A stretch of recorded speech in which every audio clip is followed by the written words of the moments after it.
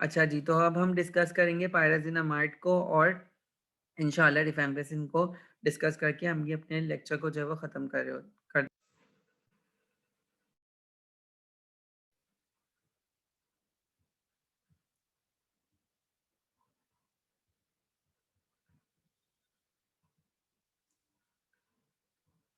अच्छा, फिर अब हम डिस्कस करेंगे पायराज़िनामाइड को।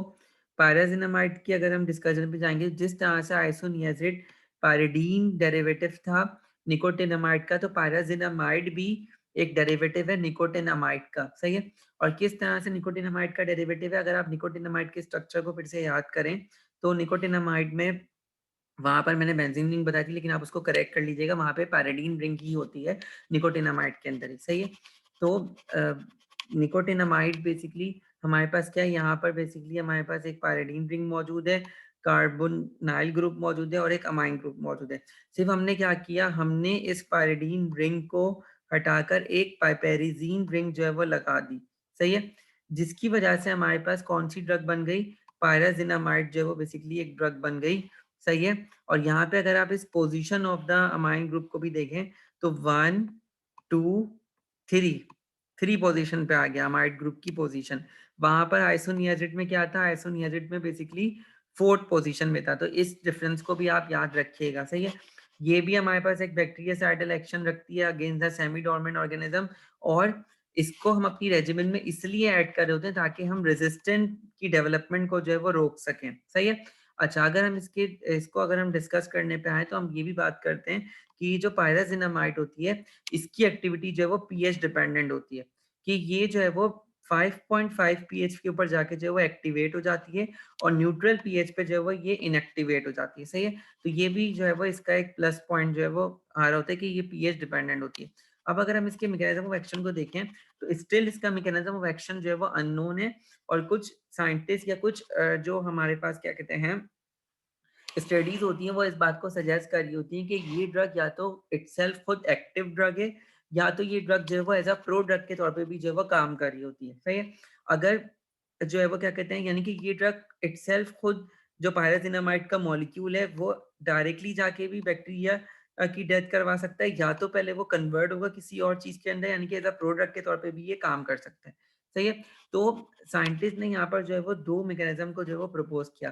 पहले मैकेनिज्म को उन्होंने ये प्रपोज किया कि हमारे पास जो पायराजिनामाइड है, वो क्या करता है, बेसिकली वो इटसेल्फ क्या करता है, वो जो हमारे पास एक्स्ट्रा सेलुलर पीएच होती है, बेसिकली उसको जो है वो बेसिकली हमारे पास जो है वो ऑल्टर कर देता है, सही है? जिसकी वजह से जो है वो बैक्टीरिया जो है वो ग्रो नहीं कर पाता, सही है?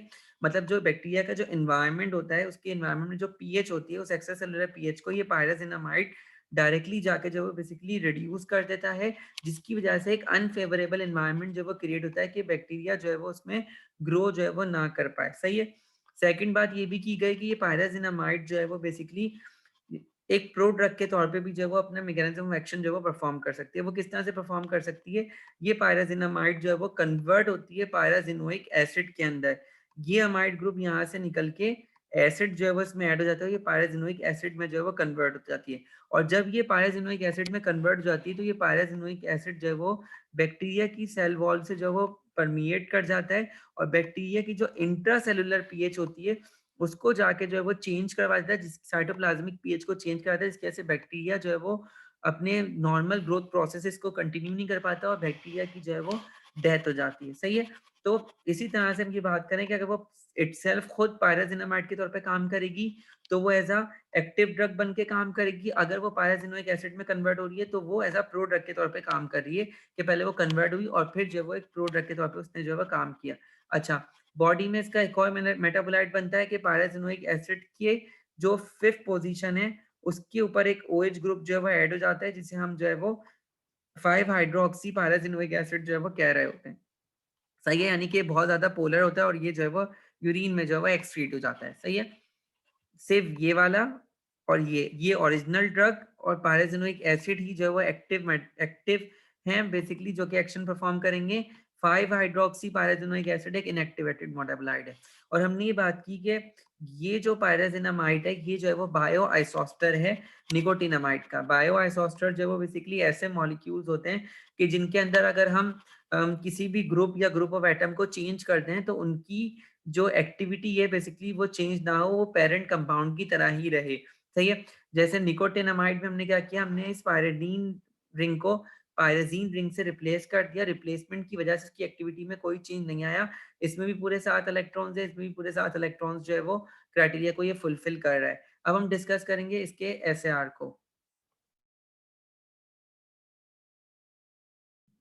तो हमने इसमें यही वाली बात की कि हमारे पास जो है वो पायराजिनामाइड जो है वो बेसिकली एक निकोटिनामाइड का बायो आइसोस्टर है, एनालॉग है उसका। हमने पायरिडीन रिंग को पाइपेरेजीन रिंग से रिप्लेस कर दिया और फिर इस तरह से हमने ये ड्रग बना ली। सही है? अच्छा, अब बॉडी में जाने के बाद जो पायराजिनामाइड होती है बेसिकली, वो जो है वो क्या कहते हैं, बेसिकली जो एंडोजीनियस जिस तरह से आइसोनियाजिड जो है वो एक्टिवेट हो रही थी कैट जी से, बिल्कुल इसी तरह से हमारे पास जो है वो पायराजिनामाइड बैक्टीरिया का एक एंजाइम होता है पायराजिनामाइडेज, जो कि इस पायराजिनामाइड ड्रग को कन्वर्ट कर देता है intracellularly within the cell pyrazinoic acid के अंदर। सही है? तो ये हमने यहाँ पे जो है वो बात कर ली कि इस तरह से जो है वो हो रहा होता है ये। अच्छा जी। और ये सिर्फ़ उन्हीं जो है वो क्या कहते हैं हमारे पास ऑर्गेनिज़्म में होगा जो उससे सस्पेक्टेबल होंगे। सही है? अच्छा, फिर एसएआर में क्या बात की गई? एसएआर में ये बात की गई कि डिफरेंट टाइप के डेरिवेटिव्स जो है वो बनाए गए, सक्सेसफुल डेरिवेटिव्स बनाए गए। और किस तरह से बनाए गए? साइंटिस्ट ने ये बात की कि अगर आप पायराज़िनामाइड के अंदर कोई ऐसे ग्रुप को ऐड करेंगे, मतलब जो हमारे पास उस ड्रग की हाइड्रोफिलिसिटी को इंक्रीज़ करेगा। अब एक ड्रग की हाइड्रोफिलिसिटी हम इसलिए इंक्रीज़ करवा रहे होते हैं कि ब्लड के अंदर उसकी कंसंट्रेशन को जो है वो इंक्रीज करवा सकें, कि आप मतलब ऐसे ग्रुप्स को ऐड करके जो है वो सक्सेसफुल डेरिवेटिव्स बना सकते हैं जो कि आपकी ड्रग की हाइड्रोफिलिसिटी को इंक्रीज करे, ताकि वो ड्रग ज्यादा से ज्यादा प्लाज्मा के अंदर मौजूद रहे। जब कंसंट्रेशन उसकी ज्यादा मौजूद होगी प्लाज्मा में, तो वो इफेक्ट भी ज्यादा प्रोड्यूस करेगी। सही है? बायो अवेलेबिलिटी भी उतनी ज्यादा होगी। सही है? और ज्यादा अच्छी तरह से जो है वो बैक्टीरिया को किल करेगी। सही है? और या तो कोई आप ऐसे ग्रुप अटैच करें जो ड्रग की लिपोफिलिसिटी को भी इंक्रीज कर दें। भाई अब लिपोफिलिसिटी क्यों चाहिए? ताकि आपकी जो ड्रग है वो बैक्टीरिया की सेल मेम्ब्रेन से या सेल के अंदर जाके जो है वो परमिएट कर जाए। और सेल के अंदर क्यों परमिएट करना जरूरी है? क्योंकि सेल के अंदर ही वो पायराजिनामाइडेज एंजाइम मौजूद होता है जो कि इस पायराजिनामाइड ड्रग को पायराजिनोइक एसिड में जो है वो कन्वर्ट कर रहा होता है। सही है? तो हमें ऐसे ग्रुप लगाने होंगे जो हाइड्रोफिलिसिटी को भी इंक्रीज करें ड्रग की और लिपोफिलिसिटी को भी इंक्रीज करें। और हम इस तरह के ग्रुप भी उस ड्रग के अंदर ऐड करें जो कि उस ड्रग की जो हाइड्रोलिसिस से जो सस्पेक्टेबिलिटी है उसको भी जो है वो कहीं ना कहीं जो है वो बैलेंस करके रखें। अब किस तरह से वो बैलेंस करके रखें? हमने क्या बात की थी कि वो जो ड्रग थी बेसिकली, जो पायराजिनामाइड ड्रग थी बेसिकली, वो बैक्टीरिया के अंदर जाके जो है वो मेटाबोलाइज हो रही थी और अपना काम कर रही थी। तो हमें उस पायराजिनामाइड ड्रग को बैक्टीरिया के बाहर जो है वो हाइड्रोलिसिस से जो है वो प्रिवेंट करना होगा। सही है?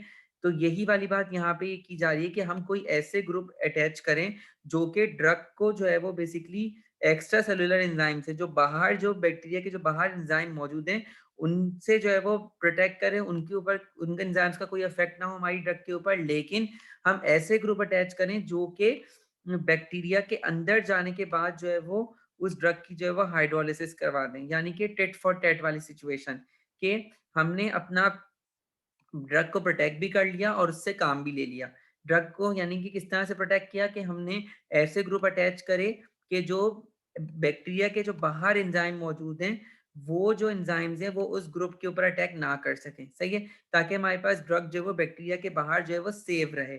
लेकिन अगर वो ड्रग बैक्टीरिया के अंदर भी सेफ रहेगी तो हमारा तो काम होगा ही नहीं। तो हमने ऐसे ग्रुप सेलेक्ट किए कि जो बाहर वाले एंजाइम से अफेक्ट ना हो, लेकिन जो अंदर वाले एंजाइम है वो उस ग्रुप के ऊपर अटैक करें और उसको फिर कन्वर्ट करवा सकें, कि वो जो है वो साइट ऑफ एक्शन पे जल्दी हाइड्रोलाइज हो और बाहर जो है वो हाइड्रोलाइज ना हो। तो ये जो है वो इसका एसआर है। वो कौन कौन से ग्रुप हमने अटैच किए? हमने क्या किया, हमने पायराजिनामाइड के जो ग्रुप थे बेसिकली उसके पैरा पे हमने क्या कर दिया, पैरा पे हमने क्लोरीन ग्रुप अटैच कर दिया। सही है? उसकी जो है वो बेसिकली वही वाली बात है कि उसकी पोटेंसी बढ़ाने के लिए, उसकी जो है वो क्या कहते हैं लिपोफिलिसिटी बढ़ाने के लिए हमने क्या किया, हमने जो है वो जो हमारे पास अमाइड ग्रुप था उसके जो है वो एक हाइड्रोजन को रिप्लेस करके हमने एक ब्यूटाइल की चेन लगा दी, टर्शरी ब्यूटाइल की जो है वो चेन लगा दी। ये टर्शरी ब्यूटाइल इस फॉर्म में प्रेजेंट होगा, CH3 CH3, सही है, CH3 और CH3, ये इस ब्रांच फॉर्म में जो है वो प्रेजेंट होगा। सही है।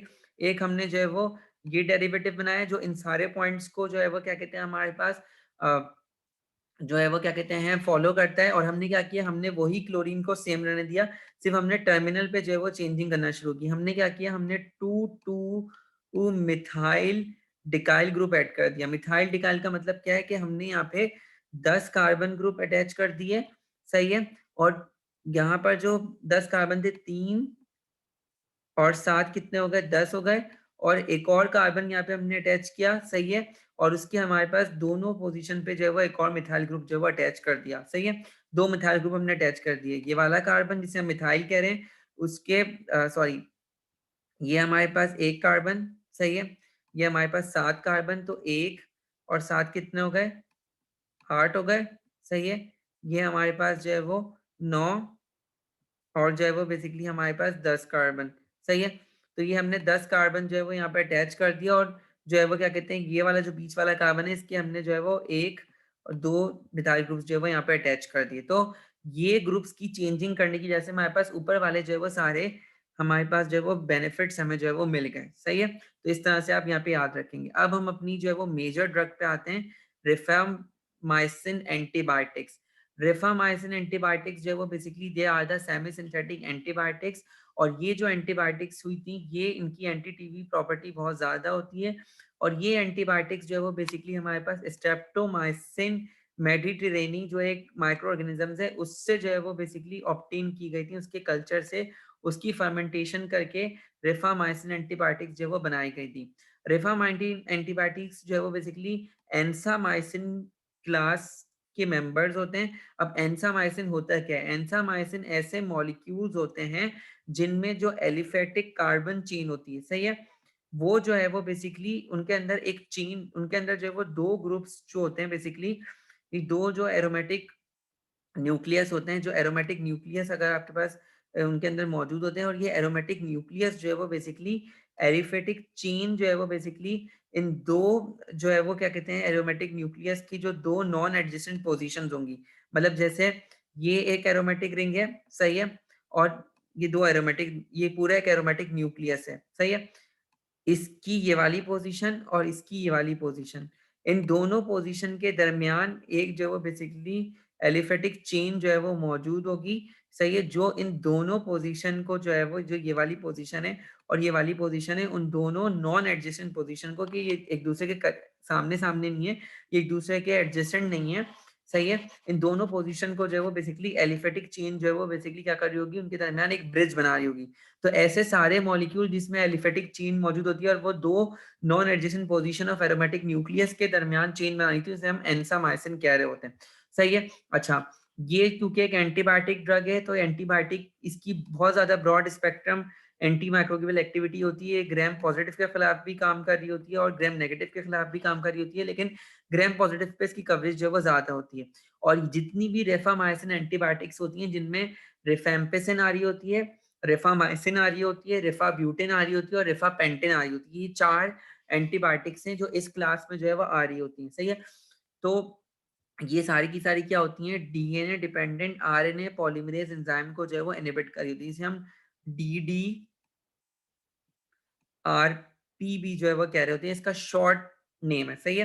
तो ये जो है वो बेसिकली इसको इनहिबिट कर रही होती हैं और जो है वो आरएनए की सिंथेसिस को रोककर जो है वो बैक्टीरिया को जो है वो डेथ की तरफ जो है वो लेके जा रही होती हैं। सही है। अब अगर हम इसके स्ट्रक्चर को देखें तो इसके स्ट्रक्चर में हमने क्या बात की थी कि ये हमारे पास जो है वो एनामाइसिन की क्लास से बिलोंग करती है। सही है। और एनामाइसिन में क्या बात की थी हमने कि ऐसे मॉलिक्यूल के जिनमें हमारे पास जो एरोमेटिक न्यूक्लियस है, सही है, उनकी जो एडजेसेंट पोजीशन है ये वाली पोजीशन, और जो है वो बेसिकली हमारे पास ये वाली पोजीशन। सही है। ये जो एडजेसेंट पोजीशन है ये हमारे पास एक एलिफेटिक कार्बन चेन से जो है वो बेसिकली जुड़ी हुई है। ये देखिए पूरा ये ब्रिज बना रहा है, यहाँ से ये चेन स्टार्ट हुई कार्बन की, 1 2 3, ये कार्बन की पूरी चेन स्टार्ट हुई और ये यहाँ पे आके जो है वो एंड अप हो रही है। सही है। तो ऐसे सारी ड्रग्स जो है वो क्या कहलाती है, वो कहलाती हैं एनामाइसिन। सही है। अब हम इसके जो है वो स्ट्रक्चर को देखेंगे और हम इसके जो है वो पूरे के पूरे एसआर को देखेंगे। अगर हम इसके स्ट्रक्चर को देखें तो हमारे पास जो रिफैम्पिसिन होती है, रिफामाइसिन होती है, बेसिकली वो 29 कार्बन्स के ऊपर जो है वो कंसिस्ट कर रही होती है, सही है। और रिफामाइसिन जो होती है बेसिकली उसमें हमारे पास जो है वो बेसिकली से हम मैक्रो और लिंक जो है वो एंटीबायोटिक भी कहते हैं। इसमें हमारे पास जो है वो बहुत ज़्यादा इसका बल्कि जो है वो स्ट्रक्चर होता है जो आपको यहाँ पर दिख रहा है, ठीक है। अब इसका जो स्ट्रक्चर को अगर हम देखें तो इसके स्ट्रक्चर में हमारे पास कार्बन नंबर 1 के ऊपर, सही है, कार्बन नंबर 8 के ऊपर, कार्बन नंबर 21 के ऊपर, कार्बन नंबर 23 के ऊपर हमारे पास जो है वो हाइड्रोक्सिल ग्रुप जो है वो मौजूद है, सही है। ये जो हाइड्रोक्सिल ग्रुप जो कार्बन नंबर 1 के ऊपर, कार्बन नंबर 8 के ऊपर, कार्बन नंबर 23 के ऊपर और कार्बन नंबर 21 के ऊपर जो है वो मौजूद है, ये चारों पोजीशन पे जो कार्बोक्सिलिक ग्रुप मौजूद हैं, इनकी जो है वो बेसिकली ये हमारे पास जो है वो फ्री फॉर्म में प्रेजेंट होनी चाहिए। सबसे पहला एसएआर का जो है वो पॉइंट ये है कि ये जो पोजीशन पे जो कार्बोक्सिलिक ग्रुप मौजूद है ये फ्री फॉर्म में मौजूद होने चाहिए। ये फ्री फॉर्म में मौजूद होने चाहिए, इसके साथ साथ ये जो है वो प्लेन पे होने चाहिए, मतलब इनके दरमियान जो बॉन्ड है वो डैश नहीं होना चाहिए, डैश बॉन्ड नहीं होनी चाहिए, ना वेज बॉन्ड होना चाहिए, ये सिर्फ प्लेन पे होने चाहिए। ये प्लेन पे क्यों होने चाहिए? ताकि ये जो है वो मैक्सिमम बाइंडिंग शो कर सके इस ड्रग की, पूरी ड्रग की, to the DDRP, DNA dependent RNA polymerase enzyme से जो वो मैक्सिमम बाइंडिंग शो कर सके ये ड्रग जो है वो। क्यों क्यों मैक्सिमम बाइंडिंग शो कर सके? ताकि इस एंजाइम को इनहिबिट करे और जो है वो बैक्टीरिया की ग्रोथ को जो है वो रोक दे। अच्छा, ये जो डीडीआरपी एंजाइम होता है बेसिकली इसके पास जो है वो, अगर हम बात करें तो यहाँ पर जो है वो इसके बाद जो है वो जिंक जो है वो प्रेजेंट होता है इसके कैटालिटिक डोमेन के ऊपर, मतलब जो बाइंडिंग साइड होती है इस पे जो है वो जिंक प्रेजेंट होता है। जो कार्बन नंबर 8 और कार्बन नंबर 1 पे जो हाइड्रोक्सिल ग्रुप मौजूद होते हैं, ये इस जिंक के साथ जो है वो इंटरेक्ट करते हैं और इस तरह से ये ड्रग जो है वो बेसिकली इस एंजाइम से बाइंड करती है और जो है वो क्या कहते हैं हमारे पास एंजाइम को इनहिबिट करी थी। तीन मेन बातें बताएं कि ये 29 कार्बन कंटेनिंग ड्रग है, मैक्रो रिंग ड्रग भी कह रहे होते हैं हम इसको। और इसमें अगर आप देखें तो इसमें जो है वो एक नेप्थिलीन रिंग भी जो है वो इसके अंदर मौजूद होती है। नेप्थिलीन रिंग कहाँ मौजूद है? ये रही, ये जो एरोमेटिक न्यूक्लियस जिसे हम कह रहे हैं ये क्या है? ये एक नेप्थिलीन रिंग है, सही है। इसमें जो है वो हाइड्रोक्सिल ग्रुप भी मौजूद है, ये नेप्थिलीन रिंग जो है वो मौजूद है इसके अंदर, सही है। अच्छा, इसके अलावा यहाँ पे इसका सेकंड एसएआर ये कहता है कि अगर आप कार्बन नंबर 21 पे और कार्बन नंबर 23 पे जो हाइड्रोक्सिल ग्रुप मौजूद हैं, अगर आप उनकी एसिटाइलेशन कर देते हैं, मतलब यहाँ पे CH3 COO ग्रुप लगा देते हैं, या तो आप ये पूरी की पूरी जो मैक्रो रिंग है इसको अगर आप ओपन कर देते हैं, मतलब खोल देते हैं, तो ये पूरा का पूरा कंपाउंड एक्टिवेट हो जाएगा और ड्रग जो है वो बेकार हो जाएगी। इसके अलावा यहाँ पर जो है वो बेसिकली हमारी जो रिफेम्पिन जो ग्रुप है उसके अंदर जो है वो कुछ डबल रिंग्स भी जो है वो मौजूद होते हैं, सही है। डबल रिंग्स कौन कौन सी, डबल बॉन्ड जो है वो कौन कौन सी पोजीशन पे मौजूद है? कार्बन नंबर और जो है वो बेसिकली यहाँ पर डबल रिंग डबल बॉन्ड मौजूद है, सही है। बेसिकली इसके साथ साथ आपके पास जो है वो कार्बन नंबर कौन सा हो जाएगा? ये हमारे पास जो है वो कार्बन नंबर 27 या आई थिंक 28 कार्बन नंबर पे डबल बॉन्ड जो मौजूद है। ये बेसिकली ये रिंग में आपको जगह जगह डबल बॉन्ड दिखेंगे, ये रहा डबल बॉन्ड, सही है, ये रहा डबल बॉन्ड, सही है, और वो रहा डबल बॉन्ड, सही है। ये वाली पोजीशन पे डबल बॉन्ड्स है। अगर आप इन डबल बॉन्ड्स की जब वो रिडक्शन कर देंगे, मतलब इन डबल बॉन्ड्स के नंबर को कम कर देंगे, तो ड्रग की एक्टिविटी जो है कम हो जाएगी। मतलब हमारी ड्रग में OH ग्रुप मौजूद होने चाहिए और वो OH ग्रुप जो है वो प्लेन ऑफ पेपर पे मौजूद होने चाहिए और वो OH ग्रुप जो है वो फ्री फॉर्म में मौजूद होने चाहिए। वो किसी भी ड्रग के उससे बाइंड ना हो, क्योंकि वो बहुत किसी भी ग्रुप से बाइंड ना हो, क्योंकि वही जो है वो रिस्पॉन्सिबल होते हैं जिंक के साथ जो है वो इंटरेक्ट करने पे, जो कि एंजाइम के ऊपर प्रेजेंट होता है। और कार्बन नंबर 21 और 23 पे जो ग्रुप मौजूद है उनकी हम एसिटाइलेशन नहीं करवा सकते, इस रिंग को ओपन नहीं कर सकते और हम डबल बॉन्ड के नंबर को रिड्यूस नहीं कर सकते। सिर्फ हम क्या कर सकते हैं, सिर्फ जो कार्बन नंबर 3 और कार्बन नंबर 4 जो हमारे पास मौजूद है उस पे हम सब्स्टिट्यूशन कर सकते हैं। और जब हम इन कार्बन नंबर 3 और कार्बन नंबर 4 पे सब्स्टिट्यूट करेंगे तो हमारे पास क्या होगा? हमारे पास डिफरेंट जो वो ड्रग्स बनेंगी जिनकी डिफरेंट एंटी बैक्टीरियल जो है वो एक्टिविटी होगी। तो इसी पूरे स्ट्रक्चर को सेम रखते हुए सिर्फ साइंटिस्ट ने क्या किया? सिर्फ साइंटिस्ट ने यहाँ पे कार्बन नंबर 3 पोजीशन और 4 पोजीशन पे जो है वो सब्स्टिट्यूशन करना शुरू की और प्रोमिनेंटली कार्बन नंबर 3 के ऊपर जो है वो करना शुरू की, जिसके नतीजे में हमारे पास जो है वो डिफरेंट जो है वो रिफामाइसिन एंटीबायोटिक्स जो है वो हमारे पास बनी, सही है। अगर हम सिमिलरली सिर्फ रिफामाइसिन के स्ट्रक्चर को देखें तो पूरा का पूरा स्ट्रक्चर वही है, सही है। Carbon number 1, carbon number 8, carbon number 21 और 28 के ऊपर जो है वो आपके पास हाइड्रोक्सिल ग्रुप जो है वो मौजूद है, सही है। और कार्बन नंबर 3 पे जो है वो कोई सब्स्टिट्यूशन मौजूद नहीं है, सही है। बाकी पूरा स्ट्रक्चर वही है, तो वो कौन सी ड्रग हो जाएगी, वो हो जाएगी रिफामाइसिन। साइंटिस्ट ने क्या किया, साइंटिस्ट ने रिफामाइसिन के स्ट्रक्चर में फिर चेंजिंग करना शुरू की, और इस रिफामाइसिन के स्ट्रक्चर में क्या किया, उन्होंने जो है वो इसका डेरिवेटिव बनाया। किस तरह का डेरिवेटिव बनाया, उन्होंने क्या किया, उन्होंने इससे जो है वो रिफेम्पिन और रिफापेंटिन बनाए, सही है। रिफामाइसिन के डेरिवेटिव्स बनाए।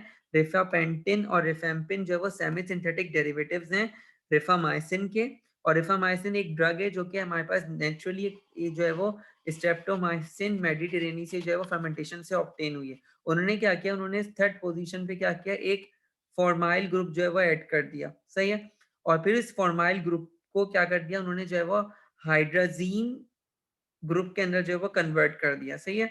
उन्होंने क्या किया, अगर आप यहाँ पे रिफेम्पिन के स्ट्रक्चर को देखें तो रिफेम्पिन के स्ट्रक्चर में आपके पास क्या ग्रुप मौजूद है, एक हाइड्रोजीन जो है वो ग्रुप मौजूद है, सही है।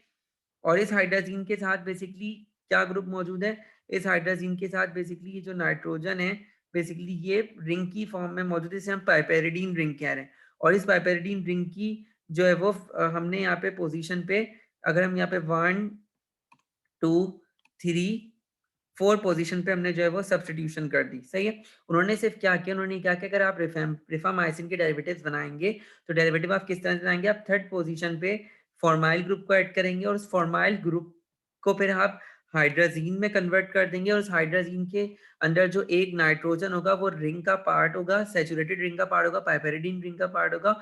और उस पाइपेरिडीन रिंग के आप फोर्थ पोजीशन पे जो है वो सब्स्टिट्यूशन कर सकते हैं और डेरिवेटिव्स बना सकते हैं, डायरेक्ट नहीं बना सकते, सही है। तो साइंटिस्ट ने क्या किया, साइंटिस्ट ने जब ये सारा काम कर लिया तो उन्होंने क्या किया, उन्होंने इस फोर्थ पोजीशन पे फिर ग्रुप लगाना शुरू किए। उन्होंने जब इस फोर्थ पोजीशन पे CH3 ग्रुप लगाया तो कौन सी ड्रग बन गई, रिफेम्पिन ड्रग बन गई। और अगर इन्हें उन्होंने जो है वो बेसिकली यहाँ पर एक सैचुरेटेड 5 मेंबर ड्रिंक ग्रुप लगा दिया, पेंटीन ग्रुप लगा दिया, तो वो कौन सी ड्रग बन गई, रिफा पेंटिन ड्रग बन गई, सही है। और अगर ब्यूटेन ग्रुप लगा दी तो वो रिफा ब्यूटेन बन जाती है, सही है। तो ये सारी ड्रग्स जो वो मार्केट के अंदर 1971 के अंदर यूएसए के अंदर आई। और अगर हम रिफेम्पिन इनका जो है वो केमिकल स्ट्रक्चर कहें तो रिफेम्पिन में क्या ग्रुप अटैच है, 3 पोजीशन पे हमारे पास हमने सब्स्टिट्यूशन की, वहां पे हमने क्या ग्रुप अटैच कर दिया, वहां पे हमने पाइपेराजिलाइल ग्रुप अटैच कर दिया, सही है। उसके साथ हमारे पास 4 पे हमने मिथाइल ग्रुप अटैच कर दिया, और यहाँ पे जो है वो बेसिकली एक इमिनो ग्रुप मौजूद है, और जो है वो बेसिकली हमारे पास मिथाइल ग्रुप मौजूद है। तो ये इसका पूरा स्ट्रक्चर क्या हो गया, 3 4 मिथाइल, सही है। 3 4 के ऊपर मिथाइल ग्रुप अटैच होगा तो ये रिफेम्पिन बन जाएगी।